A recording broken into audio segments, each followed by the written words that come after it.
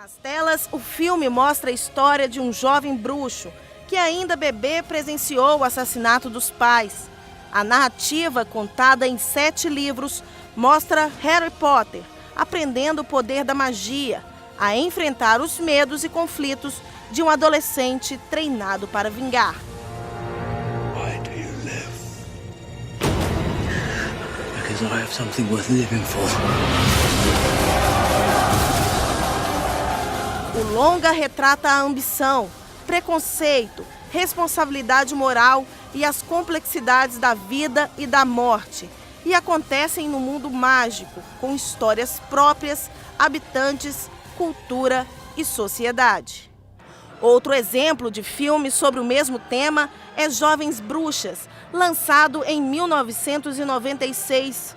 O filme retrata a vida de 3 jovens mulheres que buscam na magia negra a chave para conquistar objetos de desejo. Maldição, cobiça e intenções negativas fazem parte do roteiro da trama.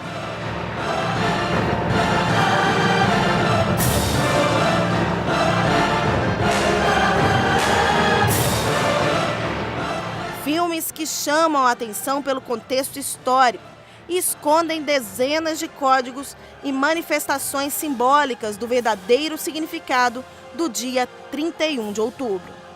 O dia em que popularmente é chamado de Festa das Bruxas faz parte do calendário brasileiro. O que muitos não sabem é o verdadeiro significado da festa. De origem pagã, é uma manifestação, um culto aos mortos. Na verdade, Halloween começou com uma seita pagã, lá dos celtas, onde os druistas, eles criam e creem, que no Deus dos mortos. E na mentalidade deles, na crença deles, eles acreditam que no dia 31 de outubro, se eles não oferecerem sacrifícios de alimentos e até mesmo sacrifícios humanos, o que acontece? Esses mortos, que na verdade nós sabemos que não são mortos, que são demônios, que esses mortos sairiam dos cemitérios e iriam atormentá-los. Entender a origem da data é apenas o começo para evitar ou até mesmo se deixar influenciar pelo apelo místico que gira em torno da festa. Todas as crianças têm curiosidades, principalmente quando são menores. Então a curiosidade, ela existe em todas as casas. Mas por que não, mamãe? Por que não posso? Então eu vejo que o segredo é você estar orientando os filhos desde pequenininhos, para que eles possam estar sendo inculcados com o verdadeiro significado do Evangelho. E quem tem crianças ou adolescentes em casa sabe que eles são mesmo curiosos. Perguntam, buscam informações sobre o assunto. Eliane sabe bem como é isso. Em casa são 2 meninas. Proibir de esse tipo de festa não é suficiente. É preciso conversar sobre o assunto. Eles passam pra gente a imagem de que é uma festa fantasia e de que é uma festa americana. Vem participar com a gente, vai ser só pra todo mundo fantasiado, aquela coisa. Aí tem propaganda, aí fica andando bruxa pela escola de inglês e tal. Só que, tipo assim, eu até conversei isso com meu pai, eu falei, pai e tal, ele não é doido, ele me explicou, porque eu não sabia que tinha essa história por trás. Eu até mesmo pensava que era uma cultura dos Estados Unidos que veio pra cá, tanto que é comemorado em todas as escolas de inglês. Só que aí eu pensei, por que eu vou numa festa pagã, uma festa para as bruxas, entendeu? Uma festa que vai contra aquilo que eu acredito. Eu não preciso disso. Desde pequena, eu sempre soube que não podia, mas quando a gente é criança, a gente sempre tem uma curiosidade maior das coisas. Então a gente quer provar para saber se aquilo é bom ou não. Só que minha mãe sempre me ensinou que aquilo é errado. E há uns tempos atrás, a minha mãe vem me ensinando isso desde pequena. E ela falou comigo uma coisa que eu não sabia, que eu gostei muito, que foi que no dia 31 de outubro, exatamente no dia do Halloween, é comemorada a reforma protestante que Lutero colocou na porta da igreja, as 95 teses. Então eu achei muito interessante. Interessante, A fala dela, e com a fala da Melina Xavier é que a gente quer introduzir esse assunto. Muito mais importante do que a data do Halloween, o dia do Halloween, o Dia das Bruxas, o 31 de outubro para nós, né, pastor, representa muito mais, representa vida ao invés de morte, né? É verdade. E tudo começou com a inquietação no coração de um monge. Ele, na verdade, não era bispo, né? Era um monge. Era um monge agustiniano, chamado Martinho Lutero. E ele não era, antes de ser monge, ele era advogado, ele era muito ligado à música e às artes também, tanto que ele escreveu muitos hinos. E ele tinha uma capacidade também de pegar ritmos, que eram os ritmos do povo, e colocar nesses ritmos músicas, letras cristãs. E assim ele conseguia levar a mensagem de Deus, o Evangelho, para as pessoas numa linguagem que elas entendiam. Mas antes dele levar esses hinos para as pessoas, antes dele levar a mensagem do Evangelho para as pessoas, ele precisou experimentar o poder dessa mensagem na vida dele mesmo. Ele era uma pessoa cheia de medos, como esses medos que viam no coração desses druidas aí que celebram o Dia das Bruxas. A cultura tribal, a cultura de comunidades rurais é uma cultura muito assolada pelo medo. As pessoas têm medo de tudo, são muitas superstições, misticismo, né? Muito pânico. E Lutero era uma pessoa, um filho da própria cultura. E ele tinha muitos medos. Certa vez ele voltava para casa e um raio caiu bem do lado dele. E aí, naquele momento, ele disse: Deus, eu entrego a minha vida ao Senhor. Na verdade, ele entregou para Santa Ana. Santa Ana, eu entrego a minha vida e eu vou te servir para sempre. E como se isso não bastasse, numa outra ocasião, a espada dele caiu perto do pé dele, quase cortou o pé dele. Isso trouxe para o coração dele muito medo, de que talvez Deus quisesse puni-lo por alguma situação. E essa foi a razão que o levou para o mosteiro. Essa busca por Deus, essa tentativa de apaziguar Deus. Porque na mentalidade dele, na mentalidade da época, essa mentalidade do medo, Deus era extremamente mau, carrasco, irado. E que era até mesmo propagado pela própria religião da época, né? A religião trazia essa ideia de que se você não caminhar de acordo com o que nós estamos ensinando aqui, Deus vai mandar um raio na sua cabeça, ou a sua espada pode te cortar, coisas do gênero, né? Como existe até hoje em tantos lugares. Esse uso do medo para manipular não é algo muito recente. Isso sempre existiu em toda a história da humanidade. Mas Deus é poderoso para usar até mesmo isso para que as pessoas o conheçam. E foi o que aconteceu com Lutero. Os amigos dele ficaram desesperados, porque Lutero era o cara legal, da festa, aquela pessoa que envolvia outras tantas pessoas, e de repente ele decidiu ir para o mosteiro, para tentar conhecer Deus, para tentar encontrar paz para o coração dele. E durante anos ele tentou encontrar essa paz em diversas práticas religiosas. Aquele que era o confessor dele, ou o líder dele no mosteiro, percebendo essa inquietação de Lutero, de medo, de tentativa de conhecer Deus, disse para Lutero que ele deveria fazer algumas peregrinações aos lugares santos. E ele fez. Mas nada disso conseguiu trazer paz ao coração inquieto e cheio de angústia de Lutero.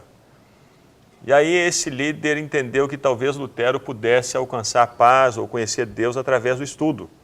Porque havia registros na história da igreja, de homens e pais da igreja, que quando estavam-se muito inquietos, eles encontraram Deus através do estudo. O estudo da Bíblia, o estudo da história. Então Lutero se tornou um professor.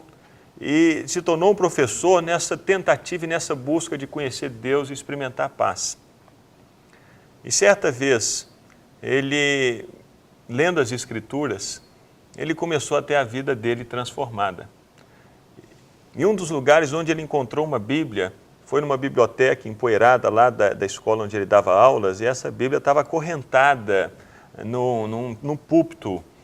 E isso é um símbolo assim, muito curioso para nos fazer perceber que naquela época a Bíblia também não estava nas mãos das pessoas, estava num lugar empoeirado, escondido, acorrentada, assim como as pessoas também estavam acorrentadas a tantas práticas religiosas, a tanto medo, a tanto pânico. E essa era a situação da época, pânico, medo. A Europa vivia uma situação terrível. A peste negra, a peste bubônica, ela assolava a Europa com muitas e muitas mortes. Havia guerras em diversos outros lugares. Havia nas pessoas, no coração das pessoas, aquele medo de uma expectativa do juízo de Deus sobre elas. E como se isso não bastasse, a igreja da época enviou um pregador lá para a cidade de Lutero. Esse pregador se chamava Tetzel. E esse Tetzel vendia indulgências. O que eram as indulgências?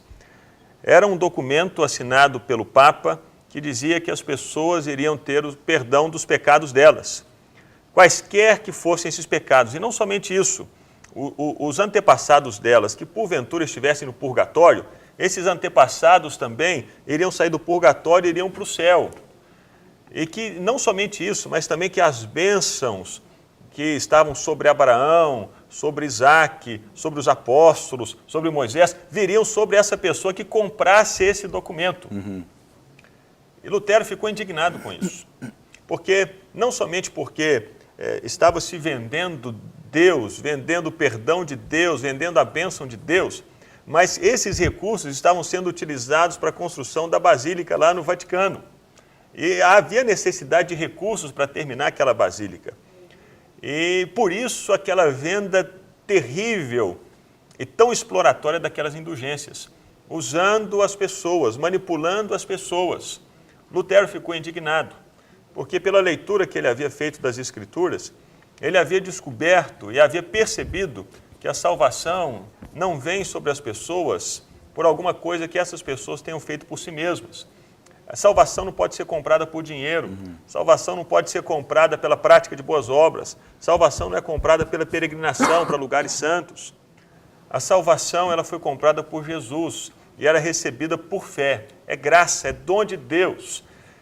E Lutero, então, indignado com essa venda de indulgências, percebendo a situação de medo da sociedade, ele decidiu começar um debate dentro da igreja. Ele queria mostrar para a igreja que aquelas práticas estavam erradas, que a manipulação do povo estava errada, que a venda de perdão estava errada, que não existia nenhum fundamento bíblico para isso. E ele queria conversar sobre isso com a igreja, com os teólogos da igreja. O propósito dele era trazer uma mudança de reflexão na própria igreja. Então ele escreveu as 95 teses. Aliás, não era nem começar uma nova igreja, era exatamente trazer uma transformação na mentalidade, né? Porque quando você disse a imagem da Bíblia acorrentada, eu fiquei pensando que quão contraditório era, né? Ou seja, estavam ali representando Deus, a liderança da igreja, mas os princípios e as regulamentações do Deus ao qual eles diziam que serviam estavam guardados, escondidos, e eles estavam dominando as pessoas com dogmas criados, preceitos pelos próprios homens, né? A ignorância, sabe, já é uma das ferramentas mais terríveis usadas para a dominação do outro. Enquanto se tem pessoas vivendo na ignorância, tem-se pessoas mais facilmente dominadas. E essa era a situação da época.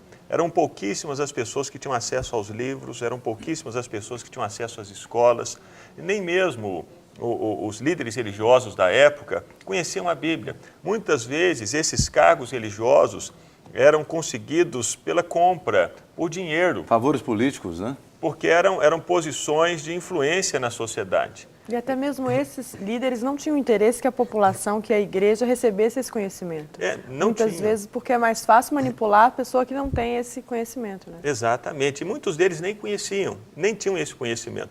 Porque grande parte deles era analfabeta. Grande parte dos líderes eram analfabetos.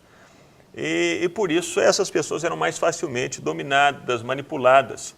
E por isso, fazendo uma ponte para hoje, é tão importante que as pessoas tenham cada vez maior acesso à educação e pensando não somente na educação nas escolas, mas nas escrituras, porque a transformação daquela sociedade aconteceu a partir da leitura da Bíblia. Tem muitas pessoas hoje que vão à igreja, participam das reuniões e não percebem que estão vivendo no engano, vivendo uma mentira. E por quê? Porque não leem a Bíblia. A Bíblia que hoje está nas nossas mãos, está na nossa língua, temos Bíblia em português e diversas versões, mas as pessoas não leem e por isso são tão terrivelmente manipuladas e dominadas, como acontecia na Idade Média, As pessoas eram dominadas e manipuladas através de pessoas que usavam de argumentos religiosos, porque essas pessoas não conheciam a Bíblia. E quando Lutero começou a conhecer a Bíblia, ele percebeu que muitas das práticas que existiam na igreja da qual ele fazia parte estavam erradas.